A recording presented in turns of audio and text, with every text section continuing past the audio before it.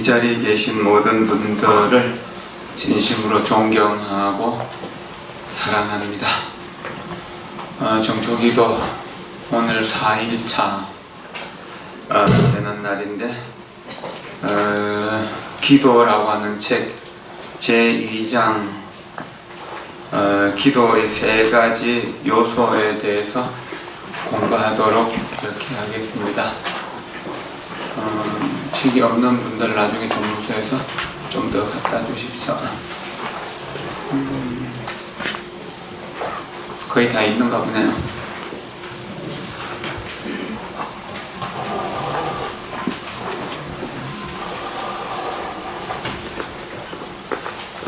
원래부터 우리 마음속에 부처님의 무량한 공덕이 갖춰져 있습니다. 불교를 공부하는 것은 원래 갖춰져 있는 부처님의 성품, 지혜와 자비의 공덕을 스스로 일깨우고 그것을 남들에게도 일깨워주는 일입니다. 우리의 의지가 부처님의 의지, 신의 의지와 같다고 하는 것이 그런 것이고, 차이도 분리도 없다라고 하는 것도 그런 것을 지난 시간에 공부를 했었습니다. 합장하시고 오늘 중요한 기도의 이야기입니다. 기도의 3가지 요소. 기도가 무엇인가 이 물음에 대해 기독교와 가톨릭 신자, 불교도의 생각은 다를 것입니다. 종교에 따라 혹은 개개인의 주관에 따라 기도에 대한 정의와 형식은 달라집니다. 그러나 한 가지 공통 분모가 있습니다. 기도를 하는 사람, 내 기도를 받아주는 대상, 기도의 공덕, 기도의 결과를 받게 될 사람, 이 3가지 구성 요소가 있어야 기도는 성립됩니다. 기도를 하는 사람은 나, 우리입니다. 기도를 받는 대상은 부처님, 신 혹은 초월적인 존재입니다.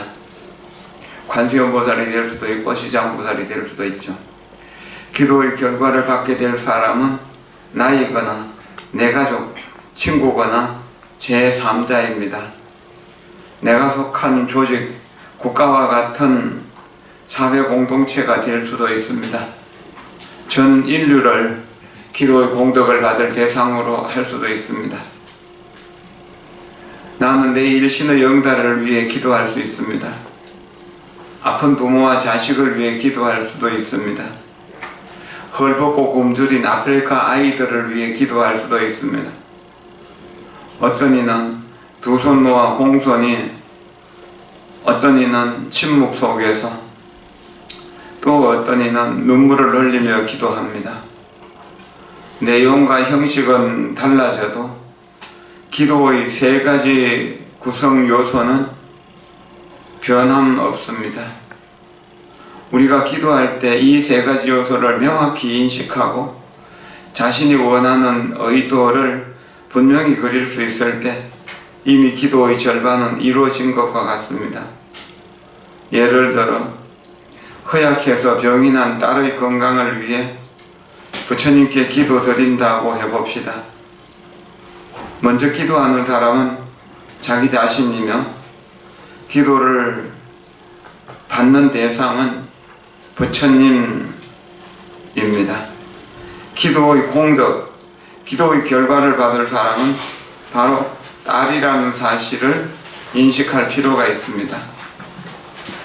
그 다음은 기도를 하는 목적이 딸의 건강이 회복되는 것이라는 사실을 명확히 할 필요가 있습니다.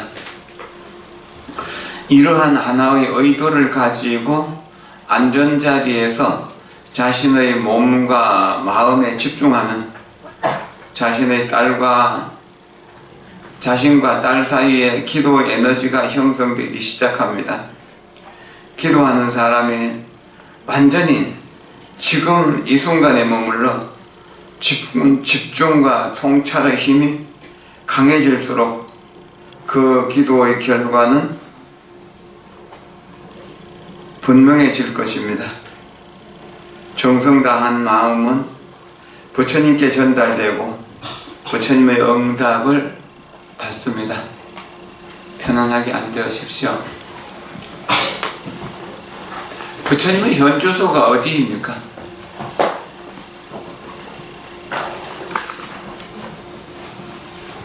부처님의 현주소가 어디입니까?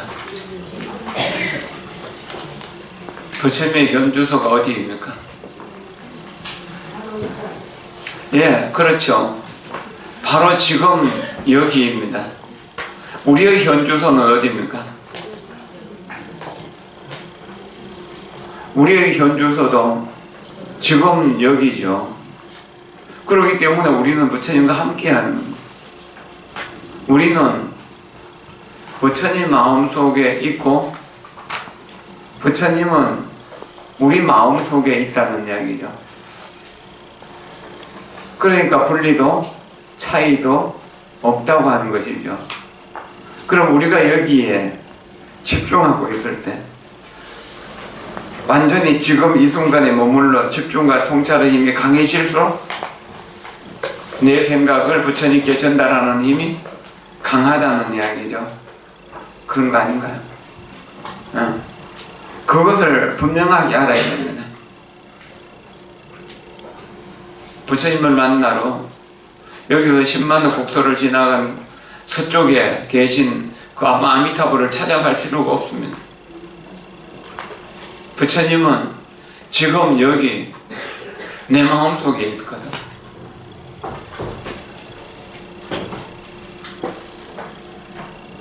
우리들의 마음속에 본래 갖추어져 있는 부처님의 무량한 공덕인 지혜와 자비와 무량한 공덕을 오늘 여기에 계신 모든 분들에게 아낌없이 다 나누어 드립니다. 여러분들은 이것을 잘 간직하고 이해하고 믿고 깨달으시고 이것을 또한 끝없이 많은 중생들에게 나누어주고 나누어주십시오. 이것이 바로 부처님이 깨달을 바 없는 것을 깨달으신 것이고 설할 바 없는 법을 설하신 것이라고 건강경에서 이야기합니다. 다만 우리가 다 가지고 있으면서도 가지고 있다는 사실을 잊어버렸던 겁니다. 그래서 중생이 되는 것이죠.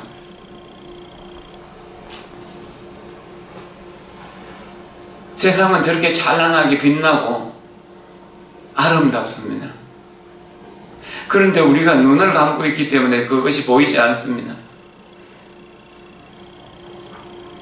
세상은 괴롭고 세상은 안 되는 일이 너무 많다고 느껴지는 그 마음이 세상을 제대로 보지 못하기 때문에 우리 자신을 제대로 보지 못하기 때문에 생기는 여러 가지 현상입니다.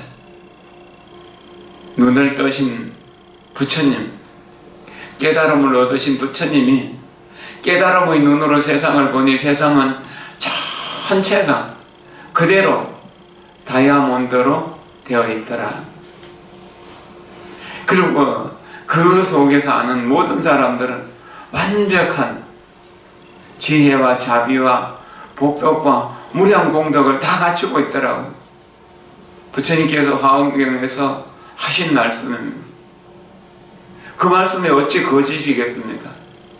그 말씀이 어찌 우리를 속이려고 하신 말씀이겠습니까? 다만 우리가 그것을 믿지 못하고 다만 우리가 그것을 이해하지 못할 뿐이죠.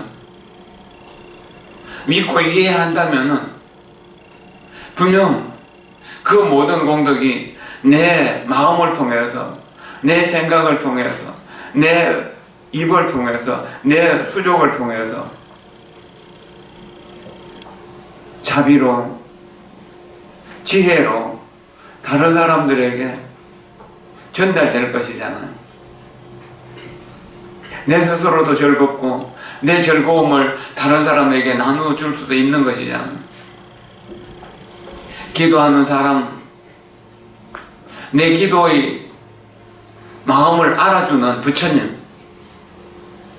기도의 공덕을 받을 내 자녀들, 이것은 하나이지 결코 둘이나 셋이 되는 것은 아닙니다.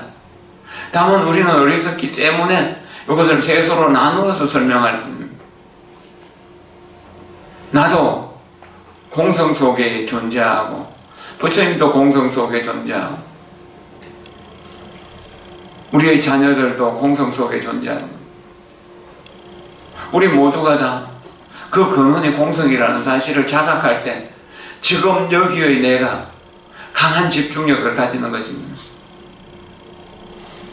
무언가 부족하다고 생각되어서 자꾸 채우려고 하기 때문에 공성을 보지 못하고 내가 가진 것에 대해서 집착하고 갖지 못한 것에 대해서 아쉬움을 가지고 탐욕을 일으키게 되는 것입니다. 이미 다 가지고 있는데.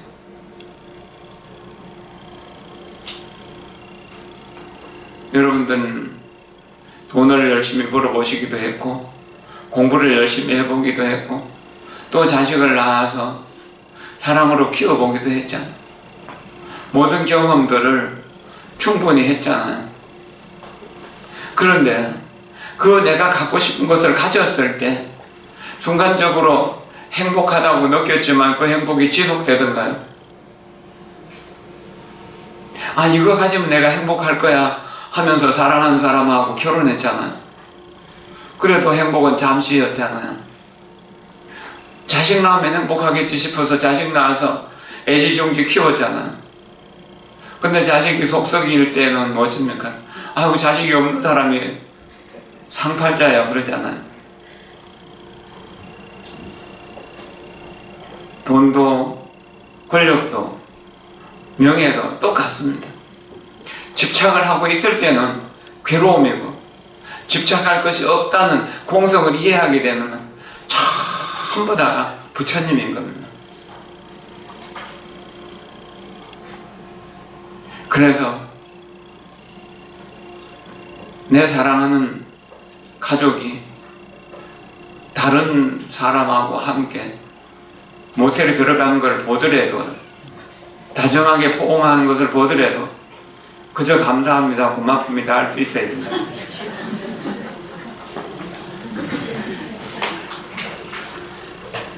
어렵죠? 이것이 중생이 부처되기 어려운 이유입니다. 그 다음 보겠습니다. 합장하십시오. 기도하는 이와 기도받는 이. 어느 날 플름빌리지에 한 수행자가 찾아왔습니다. 그녀는 심각한 간 질환을 앓고 있었습니다. 플름빌리지의 성녀이자 내 오랜 친구인 자매 진공스님이죠. 찬콩스님이 그녀와 대화를 나누었습니다. 긴 대화 끝에 찬콩은 그녀의 할아버지와 할머니가 각각 94세, 95세까지 건강하게 사셨다는 사실을 알게 되었습니다. 먼저 찬콩은 그녀에게 기도하는 법을 가르쳤습니다. 그리고 그녀에게 조부모에게 기도하라고 조언했습니다. 할아버지, 할머니, 저는 두 분이 오래 사셨다는 것을 알아요. 두 분의 건강한 세포는 지금 제 몸 안에 살아 있어요. 부디 제 건강이 회복되도록 도와주세요. 우리의 몸에는 건강했던 할아버지와 할머니의 몸의 일부가 존재하고 있습니다. 조부모가 돌아가셨다 해도 그들의 건강한 세포는 부모의 몸을 통해 내게 전해져 이 몸 안에 여전히 살아 있습니다. 따라서 그들을 향해 기도하면 내 몸 안에서 건강한 세포가 새롭게 형성되어 건강을 회복시켜 줄 것입니다. 우리가 붓다나 예수를 향해 기도할 때도 마찬가지입니다. 역사상 존재했던 그들의 몸은 사라졌으나 그 정신은 우리 안에 불성 그리스도의 정신으로서 지속되고 있습니다. 모든 기독교 신자는 예수 연속이며 모든 불교도는 붓다의 연속입니다. 따라서 우리가 붓다나 예수에게 기도할 때 그것은 단지 머릿속의 관념적인 대상에게 기도하는 것이 아닙니다. 우리 안에 실존하는 그들의 본성에 기도하는 것입니다. 이때 기도받는 이가 내 안에 존재하므로 나와 그는 둘이 아니게 됩니다. 기도하는 자신과 기도를 받는 신적 대상과의 구분이 사라지는 것입니다. 이와 같은 단일함을 이해하게 될 때 우리의 기도는 한결 깊어지고 그 효과는 강력해집니다. 여기서 말하는 블룸빌리지의 수행자는 그제 말씀드렸던 하노이에서 저를 7개나 운영하던 비구니 스님이죠. 비구니 스님이기 때문에 비구니 스님이 오랫동안 상담을 했던 이야기고, 그래서 블룸빌리지 프랑스에서 기도하는 것이 하노이까지 전달되어서 건강을 회복하고 여러 가지 활동을 아주 열심히 할 수 있도록 하는 에너지가 되었다는 것입니다.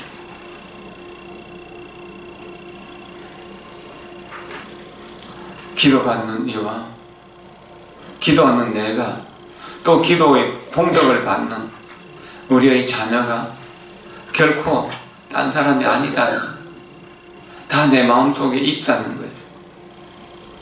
우리 몸은 과거 모든 조상들의 몸이고 우리의 정신세계 속에는 과거 모든 성현들의 서성들의 가르침들이 들어있습니다. 그러니까 우리가 정신을 차리고 가만히 숨을 들여쉬면 이 공기 속에 서가모니 부처님이 마시고 토하던 그 공기가 들어있어서 내가 그것을 마시고 토한다고 할 수도 있습니다. 과거의 모든 조상들이 마시고 토한 그 공기를 내가 마시고 그 땅을 내가 밟고 그 물을 내가 마시고 그 태양을 지금도 보고 그 태양의 빛을 그 달의 빛을 받습니다. 그렇지 않습니까? 그러니까 우리는 분리될 수가 없는 것이죠. 그 다음 장 보겠습니다. 기도하는 이와 기도를 받는 이는 서로 연결되어 있습니다. 이들 간의 대화는 시간과 공간을 초월합니다. 우리가 기도 드리는 영적인 대상에 대해 명상할 때 곧바로 서로가 연결됩니다. 전화기로 예를 들자면 바로 이 시점에서 전화선에 전기가 들어오는 것입니다. 방송국에서 보낸 신호가 TV 화면으로 나오기까지는 일정한 시간이 걸립니다. 통신위성으로 쏘아 보낸 신호가 파동의 형태로 공간을 이동하는 데 약간의 시간이 걸리기 때문입니다. 그러나 기도에서의 의사전달은 완전히 시공을 초월합니다. 이때 위성 같은 매개체가 필요 없으며 그 결과를 얻는데 하루나 이틀 기다릴 필요도 없습니다. 그 결과는 즉각적입니다. 인스턴트 커피 같은 즉석식품도 물을 끓이고 커피를 저을 시간이 필요합니다. 일정한 과정을 거친 후에 마실 수 있는 것입니다. 그러나 기도는 다릅니다. 기도를 할 때 우리는 전혀 기다릴 필요가 없습니다. 단 한순간도. 왜 그렇습니까? 내가 나를 만나는 것이기 때문에 그렇습니다. 내가 나와 만나는 것이 기도라는 것입니다. 그러는데 무슨 시간이 필요한가요? 내 마음속에 있는 나와 만나는 겁니다. 내 마음속에 있는 부처님과 만나는 것이고 내 마음속에 있는 조상들과 만나는 것입니다. 이것이 기도입니다. 그러니까 멀리서 이리로 저리로 허우적거리며 찾아다닐 필요 없는 것입니다. 봉정함에 가야 부처님을 만날 수 있다 생각하지 마십시오. 팔공산에 가야 한 가지 동원을 이룬다고 생각하지 마십시오. 지금 여기에 부처님은 언제나 계신다는 사실, 한순간도 부처님과 떨어질 수가 없는 것이 우리들의 모습입니다. 그래서 예수님들이 말씀하셨죠. 밤마다 부처님을 안고 자니 아침마다 부처님과 함께 일어나는, 앉고 서고 오고 가면 잠시도 부처님과 헤어질 수가 없는 마치 그림자가 형체를 따르듯이, 메아리가 소리를 따르듯이 부처님은 어디에 계시는가? 바로 지금 여기에 계시는 이 사실을 잊지 마십시오. 부처님과 함께 걷기 때문에 걸음을 걸으면서 지금 여기가 극락정토다. 지금 여기가 극락정토다. 지금 여기가 극락정토다. 지금 여기가 극락정토다. 지금 여기가 극락정토다. 지금 여기가 극락정토다. 아이를 데리고 어디를 갈 때, 아이 손을 잡고 걸을 때 이렇게 구령을 붙여보세요. 지금 여기가 극락정토다. 이렇게 하면서 그럴 때 또 한 손은 내가 아이 손을 잡았지만 한 손은 부처님이 내 손을 잡고 나와 함께 걸어가신다는 거예요. 부처님과 함께 있다면 내 소원이 부처님의 뜻과 함께 이루어지게 된다는 것이 시간 걸리지 않는다는 거예요. 그래서 지금 이 순간 경이로운 순간, 지금 이 순간 경이로운 순간, 지금 이 순간이 경이로운 순간입니다. 짜증내고 화내야 될 이유가 없잖아요. 부처님이 항상 나와 함께 계시는데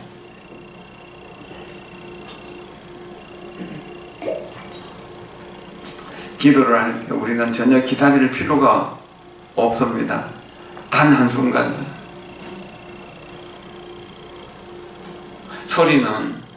소리가 전달됐는데 시간이 걸리죠. 그래서 스피커를 여러 개 설치해 놓으면 소리가 여기 소리 저쪽 소리가 겹으로 들리고 그러잖아요. 그리고 벼락이 번개가 번쩍하고 한참 있다가 벼락이 치잖아요. 그 번개 치는 순간하고 벼락 치는 소리가 그 소리의 시간을 재어서 벼락 치는 곳이 여기서 얼마나 떨어진가를 가늠할 수 있잖아요. 그리고 빛이 우리에게 전달되는데도 시간이 걸린다고 그러잖아요. 태양에서 지금 지구까지 햇빛이 전달되는데 8분이라고 하는 시간이 걸린다고 하지 않습니까? 그러나 기도의 영험은 지금 이 순간 바로 드러나는 것입니다. 힘들어하고 어려워하지 마십시오. 부처님과 함께하고 있음을, 부처님의 품에 안겨 있음을 잊지 마십시오. 이게 중요한 것이죠. 다음으로 넘어갑시다. 마음 챙김과 집중, 통찰의 에너지. 결국 이거 마음 챙김과 집중, 이것을 삼매라고 이야기하고, 그리고 통찰의 에너지를 지혜라고 말합니다.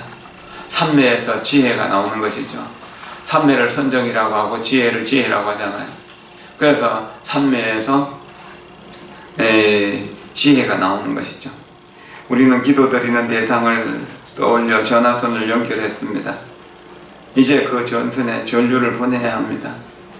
기도에서 전류는 마음 챙김과 집중, 통찰의 힘이 됩니다. 그 마음 챙김은 지금 여기에서 눈을 뜨고 있는 것입니다.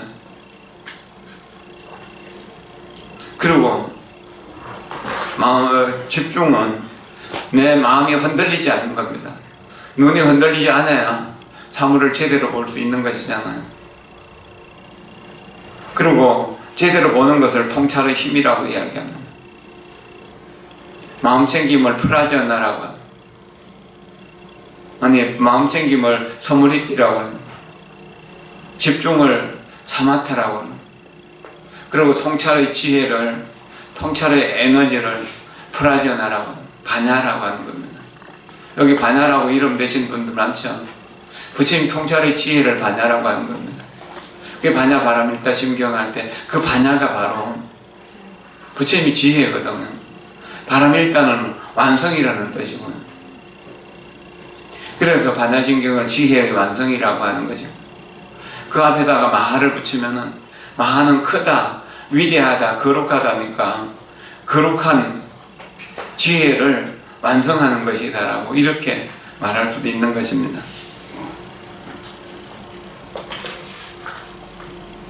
그래서 언제나 깨어 있어야 되고 집중해야 되고 그다음 그 통찰이 일어나야 됩니다. 그때 나오는 통찰의 봄과 판단력은 정확한 겁니다.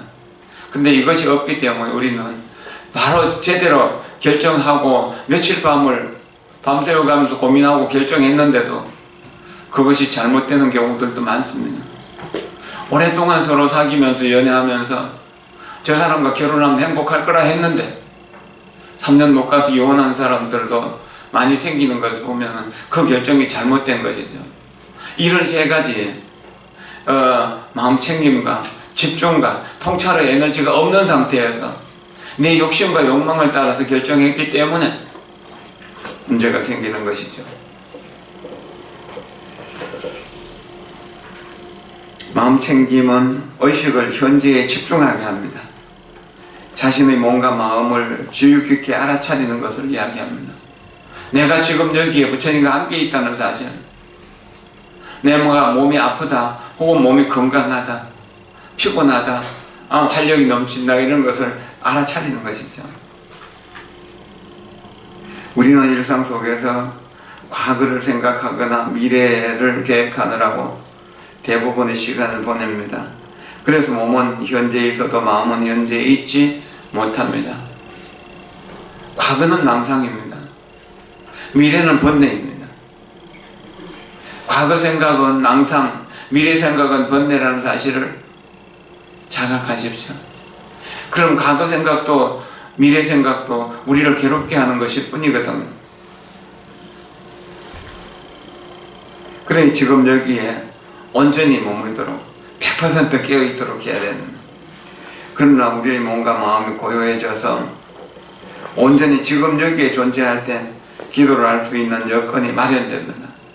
그래서 그것이 바로 선정입니다. 그 선정을 얻을 때 영험은 순간 나타나는 것이거든요.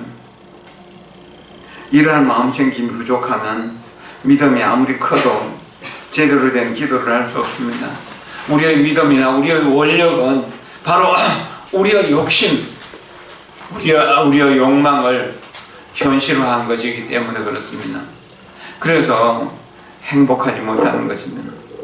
기도하는 사람이 지금 여기에 존재하지 않으면 누가 이 자리에서 기도를 하겠습니까? 옆에 조그만 무슨 소리가 나도 그쪽으로 생각이 빼앗기고 누가 무슨 소리만 해도 그쪽으로 생각이 엄청 빼앗기잖아요. 집중되지 않고 있다는 이야기거든요. 어떤 사람은 절을 하면서도 옆에 사람과 계속 이야기를 하고 그러더라고요. 그러니까 어떻게 집중하는 힘이 생길 수 있겠습니까? 집중하는 힘이 생기지 않는데 어떻게 부처님과 연결이 될 수 있습니까? 내 마음에 계신 부처님을 꽉 잡고 다시 흔들리지 않도록 해야 되죠. 기도하는 사람이 지금 여기에 존재하지 않고 집에 가스를 틀어놓고 안 잠그고 왔는가 걱정하고 있으면 기도를 법당에 있어도 기도하는 것이 아니라는 거거든요. 몸이 있는 곳에 마음이 있어야 되는 것이죠. 마음 챙김을 하면 집중력이 생기고 우리는 이는 우리를 프라저나의 상태로 이끕니다. 프라저나 즉 반야입니다. 반야지hem. 우리가 두 손바닥을 마주 한 채 마음 안에 이미지를 떠올리게 하는 그 개송의 단어들에 대해 명상하면 강한 집중력이 생깁니다. 그 개송이 지금 여기가 극락정토다. 혹은 연꽃 같은 미소로 사랑 담아 말하기. 혹은 마음에는 평화, 얼굴에는 미소, 뭐 그런 것이죠. 이때 우리와 신성 사이를 이어주는 프라제나가 형성됩니다. 신성은 바로 부처님이죠. 나와 부처님과의 연결되기 때문에 프라제나, 즉 지혜가 생긴다는 겁니다. 이건 뭐냐면은 전기 스위치를 탁 켜는 순간 불이 환하게 밝아진다는 것이죠. 산스크리트인 프라제나는 반야, 즉 통찰과 초월적인 지혜를 의미합니다. 이는 마음이 고요하고 맑아 자신을 포함한 만물의 본질을 깊이 이해하는 상태를 말합니다. 그래서 반야 지혜는 이해하는 능력을 말하는 거죠. 만물이 서로 연관되어 있다는 이러한 통로로부터 기도가 나올 때 그 기도에는 자비와 연민이 실리게 됩니다. 모든 존재가 부처님이라는 사실을 자각할 때 나는 부처님을 함부로 대할 수 있나요? 존경과 사랑으로 대하는 거죠. 그래서 임재스님 법문할 때 도류들이여, 돌을 닦는 무리들이여 라고 이렇게 이야기되었고, 또 대덕들이여 라고 이야기했습니다. 대덕은 바로 부처님이거든. 그리고 육조스님도 법문하실 때 제자들에게 선지식들이여 그렇게 이야기한 겁니다. 모두가 다 스승이고 선지식이고 부처님이라는 사실이죠. 이것을 자각하면은 우린 부처님에게 함부로 대할 수 없잖아요. 사랑과 존경으로 대할 수밖에 없는 것이잖아요. 그럴 때 우리의 모든 문제는 그 안에서 다 해결되는 것입니다. 자기 몸의 안임원을 위한 기도가 아니라 다른 존재들에게도 진정으로 필요한 기도를 할 수 있게 되는 것입니다. 자비와 연민의 에너지가 그렇게 할 수 있게 하는 거죠. 프라제나가 형성되지 않으면, 그럼 반야 지혜가 생겨나지 않는다면 그 기도는 지혜와 자비를 담고 있지 않기 때문에 단지 자신의 부귀영달만을 바라는 미신적인 신앙이 되기 쉽습니다. 부처님이 비어있으니 내 마음이 비어있을 때 부처님과 함께 한다는 사실을 잊지 마십시오. 이 부분 있잖아요. 마음챙김과 집중, 통찰의 에너지. 이 마음챙김은 눈을 뜨는 것. 그리고 집중은 눈이 흔들리지, 눈동자가 흔들리지 않는 것. 그럼 통찰의 에너지는 바로 보는 것. 그런데 이 세 가지가 결국 세 가지가 아니죠. 한순간에 일어나기 때문에 하나죠. 그러나 관찰하면 그것을 알 수가 있는 것입니다. 그럼 마음챙김은 도둑놈을 보고 잡는 것이요. 집중은 도둑놈을 묶어서 가두는 것이고, 통찰의 지혜는 도둑놈을 재판해서 이렇게 벌을 주거나 혹은 이렇게 가르쳐서 좋은 사람으로 변화시키는 것, 그런 것을 말합니다. 이것을 계율과 선정과 지혜라고 말하는데, 계율로 인해서 선정이 생기고 선정으로 인해서 지혜가 생긴다라고 하는 이야기입니다. 그러나 그것은 동시적이기 때문에 나누어서 설명하지만 실제로 나누긴 굉장히 어려운 부분입니다. 그러나 수행하는 과정 속에서 그것은 그렇게 설명되는 것입니다. 가령요, 개는 그릇과 같은 것입니다. 그릇이 반듯하게 놓여야 되잖아요. 거기에 그릇이 만약에 더러운 것이 들어있거나 독약이 들어있으면 거긴 맛있는 음식을 담을 수가 없죠. 물을 담아도 마실 수가 없어지잖아요. 독약이 되니까요. 그래서 그릇이 깨끗해야 됩니다. 그래서 개가 청정해야 된다라고 하는 겁니다. 개의 그릇이 청정하고 반듯하게 놓여 있어야 됩니다. 파괴는 그릇이 깨어지는 것이죠. 깨어진 그릇에는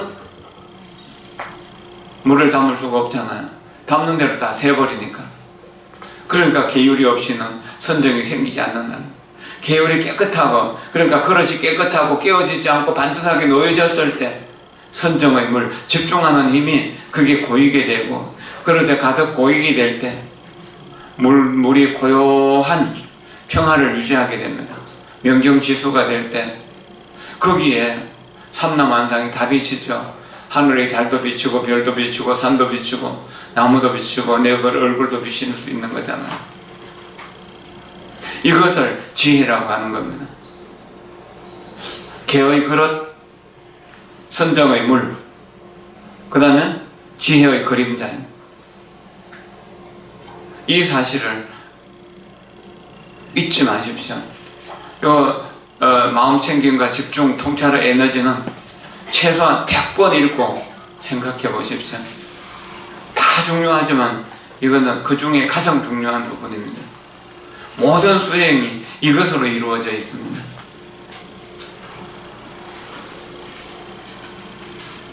그 다음 또 넘어갑니다. 원망과 미움은 놓아버려라. 사랑하는 이가 잘못된 길을 가고 있을 때 우리는 그를 변화시키기 위해 기도를 합니다. 내가 아는 한 여인은 도박에 빠진 남편 때문에 몹시 괴로워했습니다. 그녀는 남편이 자신과 아이들을 내팽개에 친 채 가산을 당진하고 있다고 원망했습니다. 또 그녀는 가장 없는 집에서 홀로 집안을 돌보느라고 밤낮 없이 고생하고 있다고 자신의 신세를 한탄했습니다. 불교도였던 그녀는 날마다 절에 가서 기도를 했습니다. 부디 누군가가 나타나서 남편을 도박의 늪에서 꺼내주기를 간절히 바라며, 그런데 이는 제대로 된 기도일까요? 여인의 기도는 간절했지만 그녀는 모든 문제의 원인을 남편에게 돌린 채 그를 원망하는 마음으로 기도를 했습니다. 불교의 스승들은 기도를 할 때 반드시 스스로를 통찰하라고 가르칩니다. 자기 자신을 바로 보라고. 성철 스님이 평생 하신 말씀에 자기를 바로 봅시다, 남을 위해 기도합시다. 그 두 가지였잖아요. 남편과 아내는 분리된 두 존재가 아닙니다. 그의 문제는 그녀와도 깊은 관계가 있습니다. 우리가 명상을 하면 자신과 다른 이와의 연관성과 문제의 진정한 원인을 알게 됩니다. 이러한 이해가 없이 미움과 원망, 질투와 분노의 마음으로 기도를 하는 것은 올바른 기도가 아닙니다. 위에서 이야기한 여성이 수행을 통해 스스로를 깊이 돌아보았다면 남편과 자신 사이의 긴밀한 연관성을 이해했을 것입니다. 그 과정에서 자신에 대한 통찰을 경험했을 것입니다. 그래서 그녀가 먼저 변화하고 도박에 빠진 남편의 마음에도 틀림없이 어떤 변화가 일어났을 것입니다. 기도를 잘한다면 도박하는 남편의 본성도 불성이라는 사실을 알고 내가 남편에게 사랑을 충분히 주지 못했기 때문에 남편이 내하고 같이 있는 것이 재미가 너무 없어서 너무 심심해서 도박장으로 가는 것이라고 생각했을지도 모르죠. 여러분들 중에도 그런 분들이 있을 거잖아요. 꼭 도박꾼은 아니라 하더라도요, 남편이 내 관심 없는 것, 내한테 관심 없는 것이 섭섭하고 괴로운 그런 분들이 있잖아요. 이럴 때 우리가 어떻게 해야 되나요? 그래, 부처님 앞에서는 108류도 잘하면서 왜 남편에게 절을 못합니까? 당신은 지금은 도박꾼이지만 변화해서 관세음보살이 될 수도 있고 문수보살이 될 수도 있다는 사실을 자각하면서 원래 문수보살과 관세음보살의 지혜와 자비가 있다는 사실을 자각하면 절을 할 수 있는 거잖아요. 부처님의 모든 지혜와 덕성이 본래 그 사람의 마음속에, 남편의 마음속에 갇혀 있는데, 어리석은 사람은 항상 문제가 다른 곳에 있다고 생각합니다. 지혜로운 사람은 항상 문제가 나 자신에게 있다고 생각합니다. 그래서 나 자신을 변화시킴으로써 세상은 그대로인데도 괴로움은 없어진다는 것입니다. 남의 잘못만 이야기하는 사람들이 있습니다. 이런 사람들은 말하면서 배우는 거라고 하잖아요. 흉 보면서 배우는 거. 그런 경우들이 있습니다. 그러니까 내가 좋은 사람이 되고 행복한 사람이 되기 위해서는 남의 좋은 점만 보고 남의 좋은 점만 이야기하도록 그렇게 해야 된다는 겁니다. 이게 굉장히 중요한 일입니다. 신에게 절하기요. 넘어갑시다. 불교를 수행할 때 우리는 불상 앞에 두 손을 모으고 절을 올립니다. 이 역시 기도의 한 방법입니다. 우리는 절하는 이와 불상과의 관계를 깊이 살펴볼 필요가 있습니다. 절하는 이는 누구이며 절을 받는 불상이 상징하는 바는 무엇인가요? 이를 제대로 이해하지 못하고 절만 한다면 그 행위는 미신적인 행위로 흐르기 쉽습니다. 부자가 우리와 동떨어져 존재하는 외부의 대상이 불과하다면 저 불상 역시 그러할 것입니다. 나는 여기 절을 올리기 위해 서 있고 불상은 저기 단상 높은 곳에 앉아 있습니다. 우리는 분리되어 있고 서로 아무런 관계가 없습니다. 그러나 실상 부자는 내 안의 불성으로 존재하며 나와 그는 둘이 아닙니다. 외부 불상은 그러한 우리의 관계를 시각화한 상징에 불과합니다. 따라서 불상을 향해 절하는 것은 내 안의 불성을 향해 절하는 것입니다. 그러므로 우리가 절을 할 때는 그 불상의 모습이 어떻든 간에 자기 내면의 부자를 상상하며 절해야 합니다. 가능하면 자신이 그릴 수 있는 가장 고귀한 부자의 모습을 그려야 합니다. 또한 그와 내가 깊이 연관되어 있다는 사실을 마음속으로 생생하게 기억할 필요가 있습니다. 공성을 깨닫는 한순간에 부처님 되는 한순간의 영원일수. 잘 생각해 보십시오. 부처님과 내가 분리된 존재가 아니다는 사실을 알아야 됩니다. 사랑의 에너지 보내기. 어느 날 밤 나는 자선수행을 하며 한 자매를 떠올렸습니다. 그녀는 베트남 하노이에 있었고 몸이 많이 아팠습니다. 나는 그녀에게 자비의 에너지를 보냈습니다. 온 정성을 다해 집중하여 이렇게 에너지를 보내는 것도 기도의 한 방법입니다. 다른 이의 몸과 마음을 위해 명상하고 수행하는 것은 곧 사랑을 실천하는 것입니다. 마음이 사랑으로 충만할 때 우리는 더 많은 기쁨을 이 세계에 창조할 수 있습니다.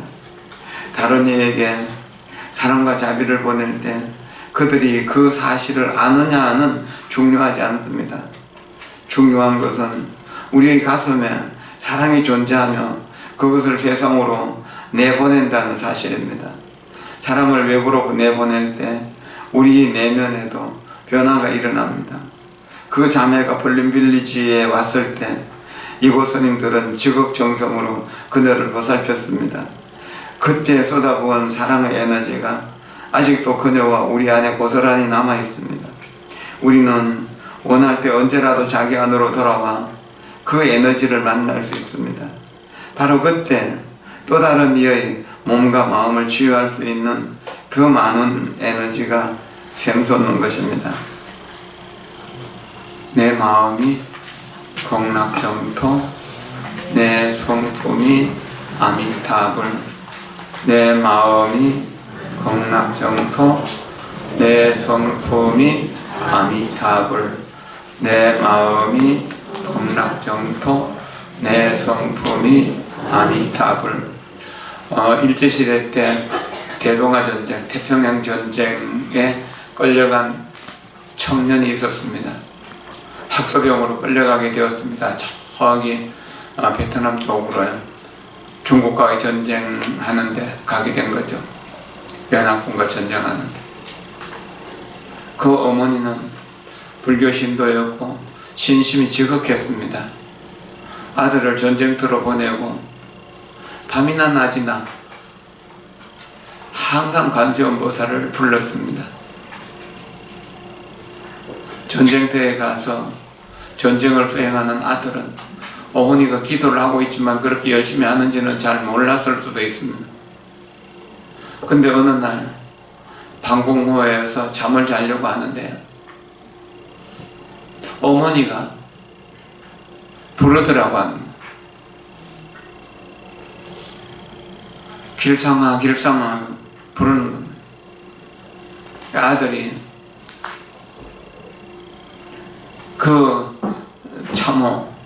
방공호 밖으로 나왔으면 어머니 목소리를 따라서 한참 나오다 보니까 거기 폭격이 떨어져 가지고 그 부대 전원이 다 죽었다는 거예요. 여러 차례 그런 일을 경험했다고 하는 거예요. 사랑의 에너지는 참으로 대단한 겁니다. 어떻게 한국에서 기도하는데 저쪽 베트남에서 전쟁하는 사람이 그 목소리를 듣고 나올 수 있겠습니까? 여러분들 중에는 간호간호사에서 기도하는 꿈을 꾸거나 저 개인적인 꿈을 꾸는 경우도 있죠. 이게 뭡니까? 여러분들이 저를 통해서 부처님을 보기 때문에 그런 겁니다.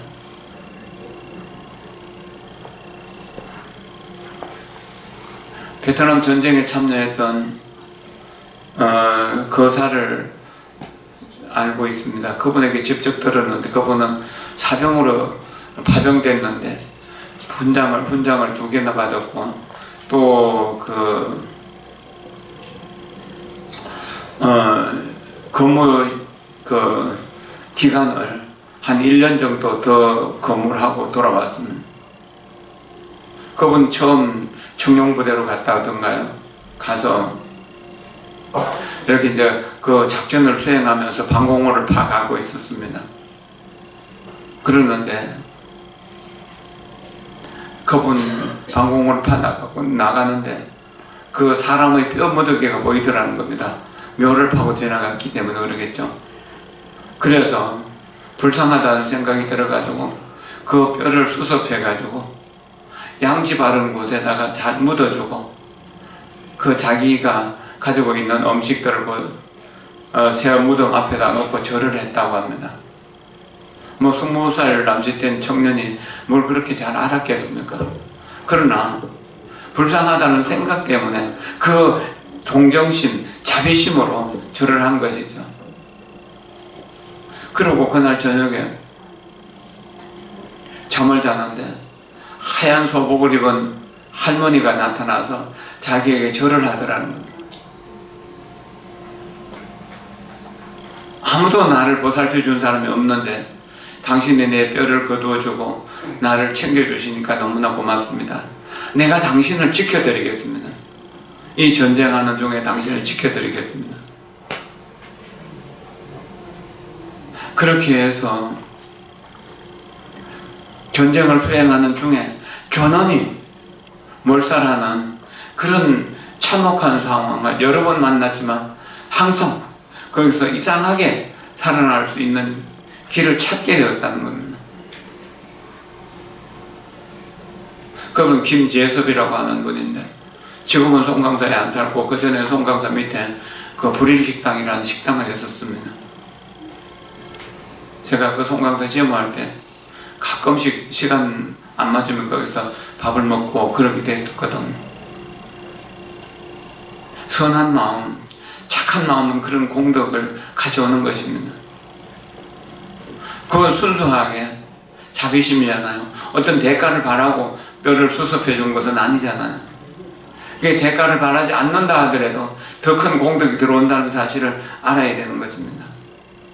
그 다음 넘어갑시다. 온 몸, 온 마음을 다하라. 기도할 때 이것이 가장 중요한 것이죠. 의사소통은 대부분 말을 통해 이루어집니다. 기도는 어떻게 해야 할까요? 입으로만 하는 기도는 충분하지 않습니다. 우리는 몸과 온 마음을 다해 기도해야 합니다. 몸과 언어, 일상생활 모두를 통해 기도해야 합니다. 불교 성녀나 가톨릭 수사들은 기도할 때 무릎을 꿇고 두 손을 모으고 머리를 조아립니다. 불교나 이슬람교, 그리스 정교의 기도에는 절이 포함됩니다. 절은 자신을 낮추고 마음을 열어 땅에 엎드리는 교묘한 자세입니다. 효과적인 기도에는 이렇듯 몸과 마음 모두의 집중이 필요합니다. 마음 챙김으로 몸과 마음, 말과 마음은 하나 될 수 있습니다. 이들이 하나가 된 상태일 때 우리는 어려운 상황을 변화시킬 수 있는 사랑과 믿음의 에너지를 만들어낼 수 있습니다. 기도하는 사람이 혹시라도 자기 기도에 집중하지 않고 다른 사람들이 기도를 잘하는가 못하는가 앞에 지나다니는가 그런 것 보면서 잔소리 한다면은 이건 마음 집중하고 있는 것이 아니죠. 팔공살이 기도하러 간 보살이 사람들이 막 엉망진창으로 칭찬으로 무질서하고 다른 사람은 허물만 이야기하는 소리를 듣고 돌아와서 팔공살이 다시는 안 갈랍니다. 그러니까 스님이 말했다고 그러죠. 지난번은 그렇게 다른 사람의 허물만 보러 갔지만 이번에는 보살 자신만 모습 보러 가서 사람들이 모이는 곳에서 다른 사람의 허물을 보지 않기는 쉽지 않습니다만 자기 자신에게 집중하는 것이 정말로 중요한 일입니다. 수행자의 기도 자주는 아니라도 많은 이들이 건강이나 성공, 좋은 관계를 위해 기도합니다. 종교를 믿지 않거나 삶에서 영적인 수행을 중요하게 여기지 않는 이들도 말입니다. 그러나 성료 수행자가 되면 의미가 달라집니다. 영적인 수행에 전념하는 이에게는 기도의 의미가 각별합니다. 불교 소원가 자기가 경건하게 제자가 경건하게 땅을 만진 애에는 수행의 목적이 다음과 같이 표현되고 있습니다. 태어남과 죽음의 순환을 넘어서기 위해, 태어나지 않음과 죽지 않음도 넘어서기 위해 수행이 깊어지면 필연적으로 그들에게는 이런 질문이 떠오를 것입니다. 나는 대체 어디서 와서 어디로 가는가? 내가 지금 여기에 존재하는 근원적인 목적은 무엇인가? 죽음 이후에도 나라는 사람은 존재하는가? 나와 부타, 나와 신적인 그 사이에 어떤 관계가 있는가? 수행자라면 더 깊은 차원에서 깊은 차원에 이르기 위해 기도해야 합니다. 그들은 일상적인 삶 안에 모든 존재의 영기성을 통찰할 수 있어야 합니다. 이 바로 영기성이 부처님이 우리가 연관되어 있어서 우리 마음속에 있다는 사실을 아는 것입니다. 영기사랑의 서성이란 모든 만물은 서로 의존하고 있으며 어느 것도 독자적으로 존재할 수 없다는 불교의 기본 가르침입니다. 수행자의 가장 큰 소망은 우주 만물의 핵심을 발견하여 그 본질에 도달하는 것입니다. 그럴 때 그들은 진정으로 만족할 수 있을 것입니다. 건강하든 건강하지 않든 언제나 행복할 수 있을 것입니다. 일에서 성공하든 성공하지 못하든 고통을 받지 않을 것입니다. 건강이나 성공에 좌지우지되지 않을 때 우리는 타인과 덜 다투고 그들을 덜 괴롭히게 됩니다. 이때 조화로운 관계는 자연스럽게 이루어집니다. 우리는 소원을 이루기 위해서 기도하는 경우들이 많이 있습니다.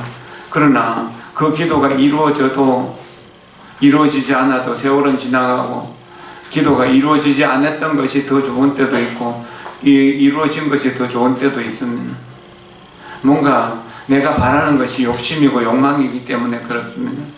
이루어졌기 때문에 잘못되는 경우도 있고 이루어지지 않았기 때문에 잘 되는 경우도 있습니다. 어떤 엄마가 아들을 위해서 열심히 기도했습니다. 근데 그때가 80년대 한창 민주화 운동이 일어나던 때라 대학생인 아들은 날마다 데모하는 데 가고 학교는 안 가는 거예요. 그러다가 이제 데모의 주동자로 잡혀 들어가게 됐습니다. 재판을 받아서 이렇게 이제 그 형을 받는 동안 지극한 마음으로 아들을 위해서 기도했습니다. 다행히 아들이 처음 잡혀 들어갔기 때문에 얼마 동안 갇혀 있다가 나오게 됐습니다. 어머니는 열심히 기도를 했고 기도 소원이 이루어졌다고 좋아했습니다. 아들은 마음 잡고 학교에 착실하게 다녔습니다. 그러다가 얼마 안 있어서 길을 가다가 자기가 조금 방심하는 사이에 과속하는 차가 달려와서 그 아이를 치워버렸습니다. 아이가 죽어버렸어요. 만약에 아이가 감옥 속에 갇혀 있었다면 죽지는 않았을 때 하면서 안았을 텐데 하면서 그렇게 통곡을 하고 울었다고 그래요. 그 어머니가. 안 그러겠습니까? 우리 욕심은 이 순간 좋게 만들고 싶지만 그 다음 순간 다시 괴로움이 될 가능성도 있으니까 자기 자신이 항상 자기 자신에게 충실한 것이 중요하다는 것입니다. 그리고 내가 이루고자 하는 것이 정말로 간절한 소원이 그 내용이 어떤 것인가를 잘 생각해 봐야 됩니다. 욕심과 욕망인 자기 이기심을 채우기 위한 것은 아닌지 생각해 봐야 됩니다. 우리가 선한 마음으로 채워지게 된다면 나쁜 일은 생기지 나지 않습니다. 조금만 더 보겠습니다. 한 차원 더 깊게 수행자의 기도는 일상적인 기도보다 한 차원 깊은 차원에서 이루어집니다. 깊은 차원에서 기도를 하다 보면 궁극적인 차원인 니르바나, 즉 열반을 접하게 됩니다. 이것은 신을 만나는 것과 같습니다. 이때 우리는 현재 머물고 있는 곳에서 일어나는 어떤 일이든 그대로 받아들일 수가 있습니다. 우리는 이미 평화와 기쁨의 땅에 도달했기에 더 이상 고통을 받을 필요가 없습니다. 우리가 여기에서 5년을 더 살든 10년을 더 살든 그것은 문제가 되지 않습니다. 이 시점에서 우리가 세상을 보는 방식은 완전히 변화합니다. 영적인 수행자의 기도는 매우 심오합니다. 그들에게는 건강, 성공, 사랑하는 이들과의 관계보다 더 중요한 것이 있습니다. 수행자에게 가장 근본적인 문제는 이 본질, 이 물질 세계의 환영을 어떻게 벗어나는가입니다. 궁극적인 차원을 대하여 자신을 둘러싼 모든 세계의 현상들 사이에 영기성을 통찰하기 위해서입니다. 신심은 둘이 아닙니다. 둘이 아님을 신심이라고 합니다. 이럴 때 영기성은 나를 괴롭히는 사람과 내가 둘이 아니고 나를 즐겁게 하는 사람과 내가 둘이 아니다는 사실입니다. 괴로움도 즐거움도 결국 마음에서 일어나는 한 현상입니다. 나와 무관하지 않다는 겁니다. 그래서 나를 괴롭히는 사람이 없어져도 내가 행복하지가 않고 내가 사랑하는 사람과 함께 있어도 내가 행복하지 않게 됩니다. 그것은 전부 다 이기심에서 나온 것이기 때문에 그런 것이죠. 그래서 공성을 깨달으면 이기심이 없어지게 되고 나를 괴롭히는 사람을 행복하게 살기를 기원하면서 남을 괴롭히는 사람도 똑같이 행복하기를 원하기 때문에 이것이 수행자의 기도입니다. 나를 괴롭히는 사람이 언제나 평화롭고 행복하기를 이렇게 기도하는 겁니다. 내가 어느 때 죽이고 싶을 만큼 미워했던 그 사람이 가장 먼저 부처님이 세계에서 부처님처럼 극락세계에서 행복하기를 그렇게 발언하는 것입니다. 고통을 덜어주는 기도. 세상에서 원하는 것을 얻지 못했을 때 기도는 우리의 고통을 덜어줍니다. 사람들은 대부분 원하는 것에서 실패하면 모든 삶이 수포로 돌아가는 것처럼 받아들입니다. 그러나 일단 궁극의 차원에 이르기만 하면 우리는 언제나 환히 웃을 수 있고 평화로울 수 있습니다. 외부의 성패와 상관없이 행복할 수 있습니다. 우리 전이나 수행센터가 불에 타 없어진다 한들, 우리 사람들이 우리의 명성을 더럽힌다 한들, 누군가 우리를 시기하여 억울하게 모함을 한다 한들 그 평화를 건드릴 수 없습니다. 성공이라 여겼던 모든 것들, 우리가 행복한 삶의 조건이라고 여겼던 모든 것들을 우리는 더 이상 맹목적으로 원하지 않을 것입니다. 행복은 이미 궁극의 차원에 존재하고 있으며 기도는 궁극의 차원으로 우리를 이끌어주기 때문입니다. 지혜로워야 합니다. 기도할 때는 지혜로워야 합니다. 많은 이들이 자신과 사랑하는 이를 위해 신이 이것저것을 해주길 바랍니다. 그들은 기도를 하며 이것 하나만 이루어지면 정말로 행복할 것이라고, 이거 하나만 이루어지면 소원이 없을 것이라고 그렇게 생각하면서 기도합니다. 그러나 어떤 일이 일어날 때 그 자체만의 의미를 지니고 독립적으로 일어나는 사건은 없습니다. 하나의 사건은 수많은 부분들로 이루어져 있으며 또한 그와 반대되는 요소가 있기에 존재할 수 있습니다. 태어남이 있는 한 죽음이 있습니다. 시작이 있다면 언제나 끝이 있습니다. 행복은 불행이라는 것이 있기에 존재할 수 있습니다. 불행했던 경험 없이는 우리는 어떤 것이 행복인지 알 수 없기 때문입니다.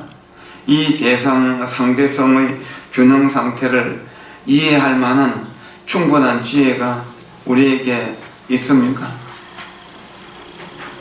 결국 기도는 지혜의 완성입니다. 내 소원을 이루는 것은 지혜의 완성입니다. 그래서 남들은 모두 다 내 마음속에 있고 나는 남들 마음속에 있다는 사실을 자각해야 됩니다. 이것이 무엇보다도 중요한 일입니다.